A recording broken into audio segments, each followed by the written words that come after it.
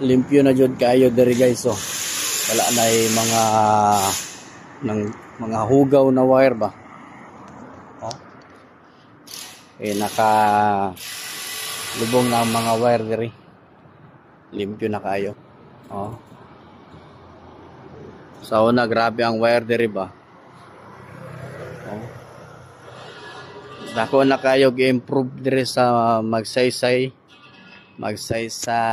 Avenue.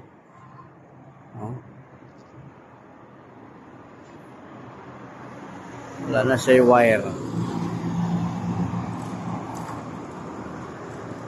Dili ingon siya na wala na kaayo yung ingon jud na ba anong wire. Limpyo na siya ba, limpyo na para sa maumang niya ang bagong project sa gobyerno na i-underground ang mga wire. Wala siya wala siya, nakalubong na siya diya. Antod na dito. Wala na yung mga wire. Limpyo na kaayo. Sa una hugaw kay ni diri ba. Wala siya ma-arrange ang mga wire.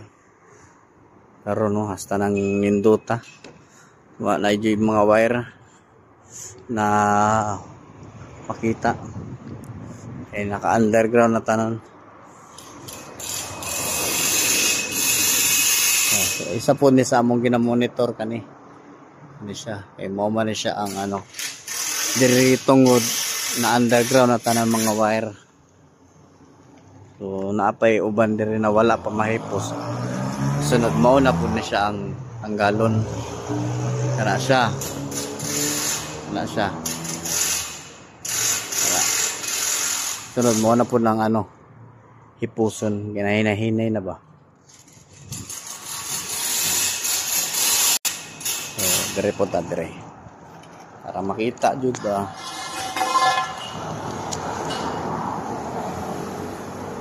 Natap dire sa Magsaysay Avenue corner Juan de la Cruz.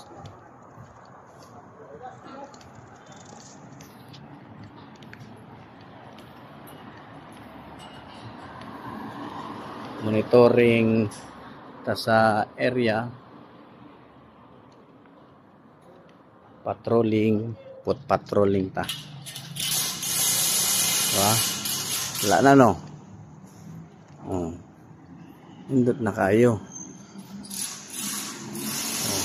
Siya po. Ano siya? Bilubong na diri. Wala na guys. Muna na siya ang Guerrero. Guerrero na siya. Magsaysay Avenue corner Guerrero nya sa Picas, Magsaysay corner Chavez o Damaso Suaso sunod. Dito na Yang Gurin. So limpyo na kayo. As in limpyo na. So hinahinayan lang ni sa gobyerno, may improvement na siya. Nga nakalimpyo ang Davao. Wala hugaw may basura. Nga nakalimpyo diri sa Davao. Linlinis ba? So mara to guys. Amping ta kanunay. God bless. Dalay ko ng Diyos.